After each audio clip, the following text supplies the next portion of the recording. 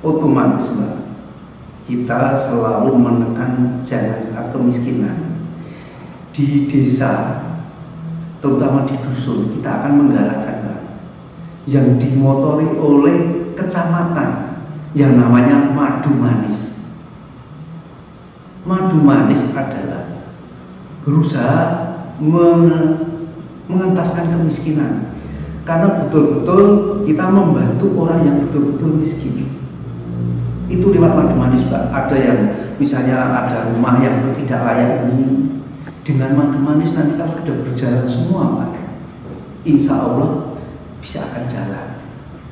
Kita betul-betul butuh hati nurani, betul-betul harus kita betul-betul kita bantu. Siapa yang akan bantu kalau kita semua? Ternyata kita, khususnya di Dusun Sudimoro, pengentasan kemiskinan sudah berusaha dengan ada yang dikasih modal, ada yang dikasih misalnya rumah yang tidak layak sudah dibantu, rumah yang tidak mempunyai listrik sudah dipasang, hanya tinggal beberapa orang saja. Ya, jadi kemiskinan kita akan menekan seminimal mungkin, termasuk kita harus bersinambungan dengan potensi yang ada di desa, kemudian menggerakkan ekonomi di desa, ya, sehingga desa kita menjadi desa yang swadaya dan mandiri. Ya, kita nggak usah jauh-jauh Pak, tidak usah masyarakat kita membutuhkan pekerjaan. Kita mempunyai potensi yang luar biasa, punya stadion, punya tempat-tempat yang strategis, punya pasar.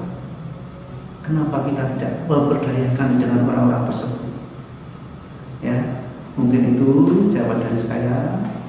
Mungkin kalau seandainya kurang puas, insya Allah nanti kalau sudah ada menjabat bareng-bareng, asuh gentenan, kita cari betul-betul orang yang seperti itu.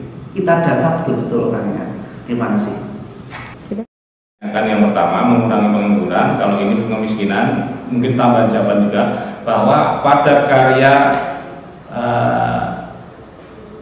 di dalam pelaksanaan ADD harus dikuatkan, sehingga petani ataupun semi pengangguran bisa ikut bekerja, sedikit mengatasi kesulitan ekonomi. Dengan kata lain, perlu padat karya seperti dalam pelaksanaan pembangunan yang menggunakan dana DD maupun ADD. Nah, berkaitan dengan pengurangan kemiskinan adalah selain padat karya yang dalam pelaksanaan ADD maupun DD, juga perlu ada peran serta masyarakat lingkungan, baik itu dalam hal pemberian kartu Indonesia Pintar, kemudian dalam hal santunan. Maka kemiskinan harus dikurangi seiring dengan program yang ada dari pemerintah desa. Tadi saya sampaikan, menarik investor, misalnya pelaksanaan padat karya dalam pelaksanaan pembangunan. Kemudian juga tidak kalah pentingnya adalah pelatihan dan juga pemberian kesempatan kepada anak-anak keluarga yang kurang beruntung, dalam hal ini keluarga miskin, untuk bisa menikmati hasil pembangunan itu.